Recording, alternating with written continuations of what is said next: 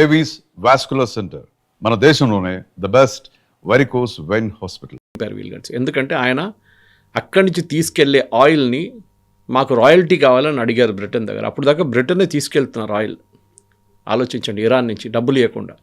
So ఇలా అడిగారు, royalty అడిగారు, మాకు ప్రతి బ్యారెల్ ఇంత ఇవ్వాలి, మీరు మా దగ్గర తీసుకెళ్తున్నారు, మేము ఇవ్వని చెప్పాము. సో ఈ this president became very tough. So ఆయన్ని కిందకి దింపేశారు వీళ్ళు. రీప్లేస్మెంట్గా తీసుకొచ్చింది షా ఆఫ్ ఇరాన్, రేజా పెహ్లవి. ఆయన 53 నుంచి 79 దాకా రూల్ చేశారు. దాని తర్వాత ఖొమేనీ వచ్చారు, మనకు స్టోరీ అంతా తెలుసు. ఇప్పుడు మీరు అదే డెమోక్రసీ కావాలంటే మీరే కదా ఆ డెమోక్రసీని స్పాయిల్ చేసింది, మీరే కదా వాడిని కిందకి దింపింది. మళ్ళీ మీరు కొత్త డెమోక్రసీ తీసుకొస్తారు మీరు. సో ఇది ఏం చెప్తారు, ఒక పాస్ట్ మెమరీ. కర్మ ఎక్కడ వెళ్ళదు, కర్మ తిరిగి వస్తుంది ఏదో ఒక రోజు. And this is a classic example of that. ఇప్పుడు యూఎస్కి ఏం చేయాలని తెలియట్లేదు. ఇజ్రాయెల్కి చాలా క్లియర్, వాళ్ళ మ్యాండేట్ ఏంటి, వీళ్ళని మొత్తం నాశనం చేయాలి. వీళ్ళకి కెపాసిటీ ఉండకూడదు లాంచింగ్ చేయడానికి, లేకుంటే ఏదైనా మిసైల్ కానీ డ్రోన్ కానీ ఏదైనా, యురేనియం కూడా.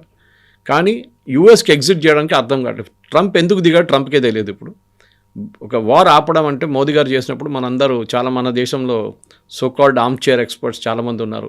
మోదీ గారు ఎందుకు ఆపారు, 4 రోజుల్లో ఇంకో 2 రోజులు ఉంటే మనం కరాచీ కొట్టేస్తుండే, పాకిస్తాన్ లేకుండా అయిపోతుండే, ఇస్లామాబాద్ మన చేతిలో ఉంటుండే, మన ఆర్మీ అక్కడ వెళ్ళి కూర్చుంటుండే. అదే గ్రౌండ్ సిచ్యువేషన్ ఇంకొకటి ఉంటుంది. యుద్ధం స్టార్ట్ చేయడం చాలా ఈజీ. రష్యా యుక్రెయిన్ వార్ మొదలైనప్పుడు అందరు అన్నారు పుటిన్ 2 వారాల్లో ఫినిష్ చేసేస్తాడు, అయిపోతుంది అన్నారు. 4 సంవత్సరాలు అయింది, 1,00,000 మంది ఎక్కడ, 1,00,000 మంది అక్కడ చనిపోయారు, నో రిజల్ట్. ఇప్పుడు కూడా నడుస్తుంది. ఇప్పుడు అందరు మర్చిపోయారు, యాక్చువల్లీ అక్కడ యుద్ధం ఉందనేది మర్చిపోయారు పాపం. వాళ్ళిద్దరు కొట్టుకుంటున్నారు, ఎన్ని మంది వచ్చినా ఎంతమంది పోయారో తెలియదు. ఇప్పుడు లాస్ట్ 1 మంత్లో ఇటువైపు చూడండి, పాకిస్తాన్ ఆఫ్ఘనిస్తాన్ కొట్టుకుంటున్నారు, ఎవడు పట్టించుకోవట్లేదు. అది కూడా పాకిస్తాన్ నిన్న కూడా ఏదో బాంబింగ్ చేశారంటున్నారు. ఇది పర్టికులర్ ఏం ప్రాబ్లం అంటే, ప్రెసిడెంట్ ట్రంప్కి ఈ వార్ మన మోదీ గారు ఆపినప్పుడు ఏమన్నారు, మన ఆబ్జెక్టివ్ మనం మీట్ అయిపోయాం. ఇజ్రాయెల్ గాజా కూడా అదే అన్నారు, వారంలో అయిపోతుంది, ఒక 10 డేస్లో Israel will finish them of అన్నారు. ఇప్పుడు అది కూడా 2 సంవత్సరాలు 3 సంవత్సరాలు అవుతుంది, నథింగ్, నో రిజల్ట్. ఇప్పుడు కూడా అక్కడ బాంబింగ్, ఇక్కడ బాంబింగ్ నడుస్తుంది. మోదీ గారు ఎందుకు ఆపారంటే, వాట్ ఈజ్ యువర్ ఆబ్జెక్టివ్? మీ ఆబ్జెక్టివ్ టెర్రరిస్ట్ క్యాంప్ని కొట్టడం. కొట్టామా, అయిపోయింది. వాళ్ళు చనిపోయారా, చనిపోయారు చాలామంది, very good, we're stopping it, we have nothing more. కానీ పాకిస్తాన్ మన మీద దాడి చేశారు మళ్ళీ. So we have to hit back. And మనకు తెలిసిందే 4వ రోజు మొత్తం ఫినిష్ అయినప్పుడు వాళ్ళు సీజ్ ఫైర్ అడిగారు మన దగ్గర, కిరాణా హిల్స్ కొట్టిన తర్వాత. We agree to it. అక్కడే వస్తుంది. ఇప్పుడు ట్రంప్కి యుద్ధం ఆపాలంటే ఏ పొజిషన్ మీద తీసుకొచ్చి ఆపుతారు? నేను అక్కడ రెజీమ్ మార్చలేదు, రెజీమ్ అదే రెజీమ్ ఉంది ఇప్పుడు కూడా. వెనిజువేలాలో ఇంత మాట్లాడతారు కానీ ఆయన ఇప్పుడు కూడా మడూరో వాళ్ళే మంచిలో ఉన్నారు. పేర్లు మారారు అంతే. Maduro government is still there, it is Rodriguez is running the government, అంతే, ఇంకేం డిఫరెన్స్ లేదు అక్కడ. వాళ్ళ మినిస్టర్స్ ఉన్నారు, వాళ్ళ దాంట్లో ఉన్న క్యాబినెట్ ఉన్నారు, వాళ్ళ ఆర్మీ చీఫ్ ఉన్నారు, అందరూ వాళ్ళే ఉన్నారు, పేరు ఒకటే మార్చారు అంతే. ఇక్కడ కూడా అది చేయాలని ట్రంప్ ట్రై చేస్తున్నారు కవిత గారు. I think that is will be, ఏ దేశం అంగీకరించారు. బట్ అక్కడ ఆ కండిషన్ ఉంటే, ఇప్పుడు మనమేమో రష్యా ఆయిల్ని మనం ఇంపోర్ట్ చేసుకోవచ్చు అనేది మళ్ళీ ఇంకొక చిన్న కండిషన్స్తో పెట్టినప్పుడు కూడా ఆయనే అంటాడు రష్యా నుంచి మనం ఆయిల్ కొనుక్కోవద్దని. ఒకవేళ మీరు కొనుక్కుంటే నేను ఎక్కువ ఇంపోజ్ చేస్తాను మీ మీద, ట్యాక్సులు టారిఫ్లు అన్నాడు. ఆ తర్వాత మీరు ఇండైరెక్ట్గా ఉక్రెయిన్ వార్కి హెల్ప్ చేస్తున్నట్టుగా అవుతోంది అనే మాట చెప్పి, ఇప్పుడు మళ్ళీ మనకు ఒక ఫ్రెండ్షిప్ లాగా ఏదో మీకు ఒక సాఫ్ట్ కార్నర్ ఉంది అన్నట్టుగా 30 days ఒక లిమిట్తో మళ్ళీ మనకి ఇస్తున్నాడు అంటే, వై హీఈస్ కంట్రోలింగ్ అస్? మన మీద ఆయన పెత్తనం ఏంటి? మనం ఎందుకు ఆయన చెప్పినట్టుగా వింటున్నాం? మన గవర్నెన్స్ బ్యాడ్ ఉందా, లేకపోతే ఆయన టూ లీనియన్స్ అయిపోయిందా? ఎందుకు ట్రంప్ మన మీద అంతలా ప్రెషర్ పెడుతున్నాడు అనే ఒక మాట. ఈ వార్ మొదలైనప్పుడు శనివారం రోజు పొద్దున్న నేను ఒక ట్వీట్ చేశాను, సేయింగ్ దట్ ట్రంప్ మన మీద 25% టారిఫ్ పెట్టబోతున్నాడు అని.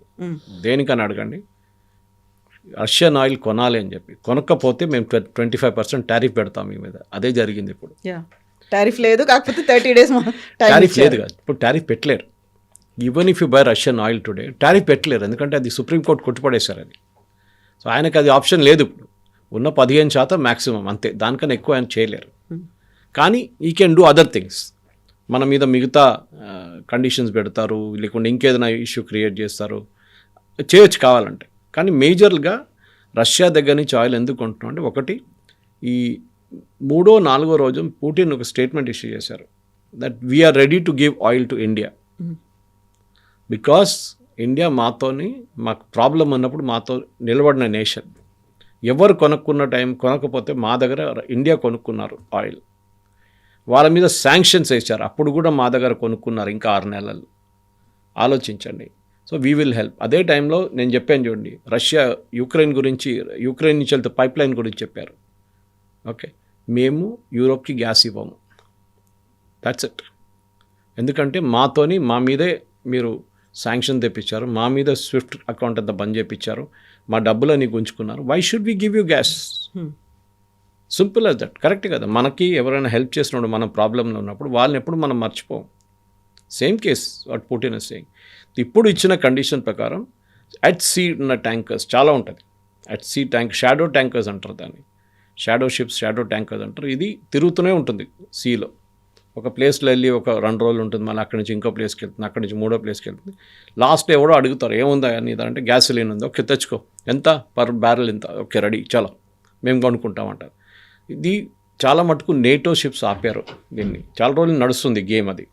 హై సీస్లో నేటో ట్రూప్స్ పట్టుకుంటున్నారు, ఈ షిప్స్ని పట్టుకొని తీసుకెళ్ళిపోతాం. మొన్న కూడా చూసాం, ఇరాన్ నుంచి వచ్చిన 2 షిప్లు మనమే పట్టుకున్నాం.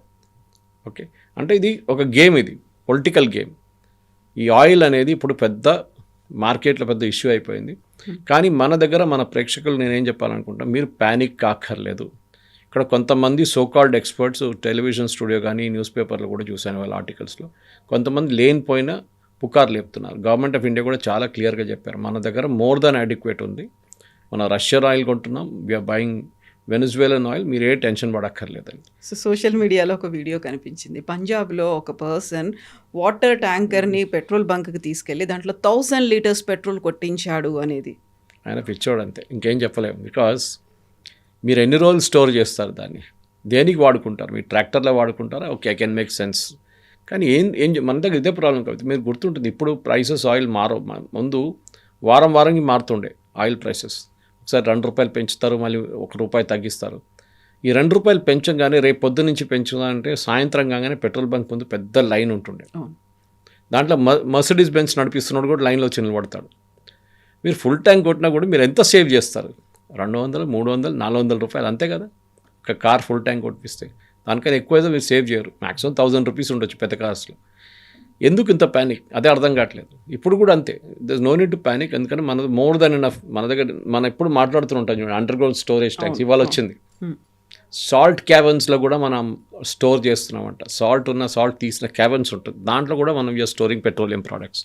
కానీ ఇప్పుడు జరుగుతుంది ఎందుకంటే ప్రాబ్లం మెయిన్గా ఈజ్ విత్ ఖతార్ దగ్గర ఉన్న ఈ గ్యాస్ మనం తీయలేకపోతున్నాం బయటికి. అది మనం already Petronet force major class వేసారు నిన్న. అంటే మీరు కండిషన్స్ ఇప్పుడు ఇట్లా ఉంది, మేము కూడా ఏం చేయలేము, మేము కూడా తీసుకోలేకపోతున్నాం మీ దగ్గర నుంచి, మీరు కూడా ఆపేశారు ప్రొడక్షన్ అని చెప్పి. ఆయిల్ స్టోర్ చేసుకోవచ్చు, గ్యాస్ స్టోర్ చేసుకోలేము. So it's gonna be a problem. మన ఇండస్ట్రీస్కి ప్రాబ్లం వస్తుంది. కానీ మనం యూరోప్ లాగా మనం ఎక్కువ గ్యాస్ హీటింగ్ అంతా వాడడం మనం. So that is a great advantage మనకి. కానీ గ్యాస్ ప్రైసెస్ 51% నిన్న పెరిగింది బ్రిటన్లో ఒక రోజులో. చూద్దాం అది నెక్స్ట్ 2-3 డేస్లో ఏమవుతుంది. రష్యా మళ్ళీ అలౌ చేస్తారా, అది వాళ్ళ పైప్ లైన్ నుంచి మళ్ళీ పంపింగ్ అలౌ చేస్తే గ్యాస్ ప్రైసెస్ మళ్ళీ తగ్గుతుంది. కానీ ఓవరాల్గా ప్రెసిడెంట్ ట్రంప్కి ఒక ఎండ్ గేమ్ లేదు, అది పెద్ద ఇష్యూ అయిపోయింది. ఎక్కడ ఆపాలని అర్థం కావట్లేదు. డైలీ ఫస్ట్ డే సాటర్డే నుంచి నిన్న 6th డే ఈవినింగ్ దాకా ఇరాన్ ఫైర్ చేసే మిస్సైల్స్ 80% తగ్గింది, డ్రోన్లు 72% తగ్గింది. అంటే 2 things మస్ట్ బి హ్యాపెనింగ్. 2 కారణాలు ఉండొచ్చు. ఒకటి, వీళ్ళ దగ్గర ఆయుధాలు అయిపోతున్నాయి, తో బంద్ చేసేస్తున్నారు. రెండవది, వీళ్ళు సేవ్ చేసుకుంటున్నారు. డైలీ 50 కొట్టక్కర్లేదు, డైలీ 100 కొట్టక్కర్లేదు, డైలీ 200 డ్రోన్లు కొట్టక్కర్లేదు. మనం రోజుకి 10 డ్రోన్లు కొడదాం డిఫరెంట్ డైరెక్షన్స్లో, చాలు. వీళ్ళు ఎప్పుడు భయపడి ఉంటారు, ఎప్పుడు టెన్షన్లో ఉంటారు. ఇది మన ఒక నెల కోర్సు నడిపిస్తే Trump has to take a decision, exit. ఆ ఎగ్జిట్ సొల్యూషన్ ఏంటి చూడండి. ఇప్పుడు ఆయన ఏం చేస్తాడు, ఏమనంటే అంటాడు, నేను గెలిచేసాను, అయిపోయింది, వీఆర్ ఫినిష్ ద వార్ అని వెళ్ళిపోతారు. ఇది 11 నెలల ముందు కూడా జరిగిన ఇదే సీన్. అప్పుడు జూన్లో జరిగింది ఏంటి, మేము మొత్తం ఇరానియన్ న్యూక్లియర్ స్ట్రక్చర్ని కొట్టిపడేసాం, వీఆర్ డిస్ట్రాయిడ్ ఇట్ అన్నారు. మళ్ళీ 6 నెలల తర్వాత యురేనియం ప్రాసెస్ చేస్తున్నా అంటారు. ఎట్లా జరిగిందండి అది? Where did you get the centrifuge from? Centrifuge open మార్కెట్లో దొరకదు మీకు, చాలా రెస్ట్రిక్టెడ్ ప్రోడక్ట్. యూఎస్ దాని మీద ఫుల్ నిఘా పెట్టున్నారు. వాళ్ళ సిఐఏ కానీ మిగతా వాళ్ళు చెక్ చేస్తున్నారు వీళ్ళు ఏమైనా ఇంపోర్ట్ చేస్తారు. వాళ్ళు వీళ్ళ స్ట్రక్చర్ ఎట్లా డిస్ట్రాయ్ అయింది అంటున్నారు. చేయలేదు, జరగలేదు. స్మాల్ డ్యామేజ్ జరుగుంటుంది అక్కడెక్కడ. ఇప్పుడు ట్రంప్కి ఇష్యూ ఏంటంటే నాకు నా మనిషి అక్కడ కావాలి, Iranian president should be my man. It will not happen, జరగదు అది. 100% ఇట్ విల్ నాట్ హ్యాపెన్. దానికి ఇప్పుడు ఈగో ఇష్యూ రాబోతుంది. ఆల్రెడీ మీరు చూస్తున్నారు, పుష్ బ్యాక్ జరుగుతుంది. బ్రిటన్ హెల్ప్ చేయట్లేదు, ఫ్రాన్స్ హెల్ప్ చేయట్లేదు, ఒక షిప్ ఏదో పంపించారు అంతే. స్పెయిన్ ఏదో నో అని చెప్పేశారు, ఆయన మీద టారిఫ్ పెడతారంట దానికోసం. ఫైట్కి so everybody is backed out. అన్నిటికంటే సర్ప్రైజింగ్ ఏంటంటే కవిత గారు, దిస్ గల్ఫ్ నేషన్స్ వాళ్ళ మీద దాడి చేసినా కానీ, వాళ్ళు థ్రెటన్ చేసినా కానీ ఏం చేయట్లేదు ఇరాన్ మీద, ఇంక్లూడింగ్ ఖతర్. ఖతర్ ఏమన్నారు, మా మీద దాడి చేశారు కదా, we will show what we can do అన్నారు. నిన్న సాయంత్రం 2 Iranian jets, I'm not sure which one it was, Su-52 లేకుంటే పాత మిగ్లో తెలియదు, ఆల్మోస్ట్ అలూద్ బేస్ దగ్గరకు వచ్చేసారు ఖతర్లో. They was just I think 15-20 kilometre దూరంలో ఉన్నారు. For a jet 15-20 kilometres nothing, సెకండ్స్లో వచ్చేస్తారు వాళ్ళు. అప్పుడు ఖతార్ దాన్ని కొట్టుపడేశారు 2ని, దే షాట్ ఇట్ డౌన్. ఇప్పుడు ఇరాన్ వాళ్ళ జెట్స్ కూడా యూజ్ చేస్తున్నారు, ఎక్కడుండే ఇన్ని రోజులు తెలియదు. దానికి ఒక ఎగ్జాంపుల్ ఇవ్వాలంటే, Iran size 4 times that of France కన్నా 2 to 3 times to 4 times bigger than France. So మీరు ఎక్కడైనా దాచిపెట్టవచ్చు, మీరు తెహరాన్లో పెట్టక్కర్లేదు, ఇస్ఫహాన్లో పెట్టక్కర్లేదు, కోమ్లో పెట్టక్కర్లేదు, మీరు ఎక్కడో దాచిపెట్టవచ్చు ఏరియాస్లో, remote corners you can hide it. అప్పుడు మీకు ఇంకా దీన్ని ఎక్కడ ఉందని తెలుసుకోవడానికి ఇంకా పెద్ద ప్రాబ్లం అవుతుంది. ఒకటే అడ్వాంటేజ్ ట్రంప్కి ఏముందంటే, and Israel also, that first day వాళ్ళు డీకెపాసిటేట్ చేశారు న్యూ లీడర్షిప్ని. దాని తర్వాత ఖమెనీ అండ్ కమాండర్స్, దాని తర్వాత సెకండ్ లెవెల్ వాళ్ళే ఇప్పుడు హ్యాండిల్ చేస్తున్నారు. మీరు మొన్న ఒక బాంబింగ్ జరిగింది వీళ్ళది ఒమాన్ మీద, వీళ్ళు అన్నారు తప్పైంది అనేది. 2వ రోజు మళ్ళీ కొట్టారు. అంటే సంబడి హైరార్కీలో రాసి పెట్టారు, మన మీద బాంబింగ్ జరిగితే ఇది చేయాలి 1 2 3 4 5 6 అని. వాళ్ళు అదే చేస్తున్నారు. And they are not giving up. And they are not taking orders from the top, because nobody to take orders from. మీ కమాండర్ చెప్పాలి కదా, ఆపరా నాయనా అని చెప్పేసి. ఇది చెప్పడానికి ఎవరు లేరు. సో మాకు చెప్పింది మేము చేస్తున్నాం అంతే. సో ఒక్క రోజుకి వీళ్ళకి ఇప్పుడు ఎన్ని కొట్టచ్చు, ఒకరోజు మనం ఆపాలన్నా, should be hold it back, ఏం చెప్తారు, ఆ థింకింగ్ వీళ్ళకి రావట్లేదు. ఇది పెద్ద ప్రాబ్లం అన్నమాట. సో ఏ రోజు దీని ఎండింగ్ అవుతుందో అది ఎవరికి తెలియట్లేదు. ఇజ్రాయెల్కి తెలియదు, and Israel is not bothered. యూఎస్కి చాలా పెద్ద ప్రాబ్లం, ఎందుకంటే ట్రంప్కి పొలిటికల్ వెపన్ అయిపోయింది. నెటన్యాహుకి ఇష్యూ లేదు. ట్రంప్కి ఇప్పుడు లోకల్ ఫస్ట్ మొదలైన రోజులు 2-3 రోజులు అందరు వా అన్నారు. ఇప్పుడు అందరూ వెరీ స్కెప్టికల్. ఏం జరుగుతుంది, ఇది ఎప్పుడు ఆపుతారు నాకు తెలియదు. చెప్పాను చూడండి, 6 సార్లు మార్చారు స్ట్రాటజీ. ఎవ్రీ వార్కి ఒక స్ట్రాటజీ ఉంది. ఈ వార్కి స్ట్రాటజీ లేదు, స్ట్రాటజీకి వార్ ఉంది. ఇప్పుడు అది జరుగుతుంది యూఎస్లో. ముందు మీరు దిగేటప్పుడే చాలా క్లారిటీగా రావాల్సి, మేము బాంబ్ చేయబోతున్నాం, వీళ్ళని డిస్ట్రాయ్ చేస్తాం, వీళ్ళని తీసేస్తాం, వీళ్ళని డీకెపాసిటేట్ చేసేస్తాం, అయిపోయింది. We will bomb their air bases, we'll bomb their IGRC officers, అన్నీ చేస్తాం. దాని తర్వాత ఏంటి, మీరు రెజీమ్ చేంజ్ తీసుకురావాలంటే మీరు బూట్స్ ఆన్ ద గ్రౌండ్ కావాలి మీకు, అంటే మనుషులు ఉండాలి. మీరు కర్డ్ రెబెల్స్ని పంపిస్తున్నారు. ఈ కర్డిష్ రెబెల్స్లో, ఇరాన్ వైపు ఉన్న రెబెల్స్లో చాలామంది దగ్గర ఆయుధాలు లేవు. మీరు ఆయుధాలు సప్లై చేయాలి కదా, దానికి టైం పడుతుంది. వాళ్ళకి ట్రైనింగ్ ఇవ్వాలి కదా. మీరు యూఎస్ వెపన్స్ ఇచ్చేస్తే అయిపోతుందా? వీళ్ళు తాలిబాన్ కాదు, వీళ్ళు ఇన్స్టెంట్గా రెడీ కావడానికి. తాలిబాన్ దగ్గర మొత్తం యూఎస్ వెపన్స్ ఉంది ఇప్పుడు కూడా, వాళ్ళు అక్కడ పెట్టిపోయిన వెపన్స్ అని. వీళ్ళకి టైం పడుతుంది, టైం లేదు ఇప్పుడు. ట్రంప్ దగ్గర లేని టైం అనమాట. So even if curd rebels వస్తే కూడా కవిత గారు చాలా చిన్న టెరిటరీ వాళ్ళు సీజ్ చేయగలరు అంతే. అదే టైంలో ఐజీఆర్సీ వాళ్ళు, దట్ ఈస్ వాళ్ళ రెవల్యూషనరీ గార్డ్స్ వస్తే వాళ్ళు ఈజీగా కర్డ్ని ఫినిష్ చేసేస్తారు వాళ్ళు. ఎందుకంటే వీళ్ళు 50 మంది ఉంటే వాళ్ళు 2000 మంది ఉంటారు. And they will finish off the Kurds in no time. The Kurdish rebels మీద డిపెండ్ అయ్యేది చాలా పెద్ద తప్పు, చేయకూడదు. వాళ్ళు హెరాస్ చేయొచ్చు, అక్కడిక్కడ బాంబులు పెట్టి మళ్ళీ పారిపోవచ్చు, అదని చేయొచ్చు, కానీ they cannot do a regular fight. Guerrilla warfare చేయొచ్చు వాళ్ళు కావాలంటే. అండ్ వాళ్ళు యూజ్డ్ కాదు దాంట్లో, అదే ప్రాబ్లం. కర్డిష్ వాళ్ళొక ట్రైబల్ గ్రూప్ వాళ్ళు. నెక్స్ట్ పాయింట్ ఏం రాబోతుందంటే, వీళ్ళు ఇప్పుడు నెక్స్ట్ ఏం చేయాలంటే ఇరానియన్ ఆర్మీ మీద కాన్సన్ట్రేట్ చేస్తున్నారు. నాకు అదే డౌట్, పొద్దున్నుంచి అదే చెప్పుకుంటూ వస్తున్నాను. కొన్ని ఇప్పుడు చూస్తున్న కొన్ని యూఎస్ ఛానల్స్ కూడా అదే మాట్లాడుతున్నారు. ఇరానియన్ ఆర్మీని కొనుక్కుంటారు యూఎస్. అంటే రెవల్యూషనరీ గార్డ్స్ని కొట్టాలంటే ఆర్మీ కావాలి, ఆర్మీ నుంచి ఒక లీడర్షిప్ కావాలి. ఆ లీడర్ ఎవరు అవుతారో అది ఇంపార్టెంట్. యూఎస్కి డజంట్ మేక్ అ డిఫరెన్స్. మీరు డిక్టేటర్ ఉండొచ్చు, ఎవరైనా ఉండొచ్చు. అరే సిరియాలో మీరు ఒక టెర్రరిస్ట్ని తీసుకొచ్చి ప్రెసిడెంట్ చేశారు, $10 మిలియన్ మీరే పెట్టారు ఆయన తల మీద. ఐసిస్ టెర్రరిస్ట్, అల్ఖైదా, ఆయన ఇప్పుడు ప్రెసిడెంట్గా వచ్చి కూర్చున్నాడు, వైట్ హౌస్ పిలిపించి ఆయన సూట్ టై అని వేయించేసి ఆయన ఫుల్ మ్యాన్ వచ్చి నిలబడ్డాడు అక్కడ. సేమ్ థింగ్ ఇరాన్లో జరగబోతుంది. ఆర్మీ కూ జరుగుతూ కూడా వీళ్ళకి ప్రాబ్లం లేదు ట్రంప్కి, కానీ ముల్లాలు ఉండకూడదు, మిగతా రెవల్యూషనరీ గార్డ్ ఉండకూడదు. బహుశా ఇదే జరుగుతుంది అనుకుంటాను నా అంచనా ప్రకారం.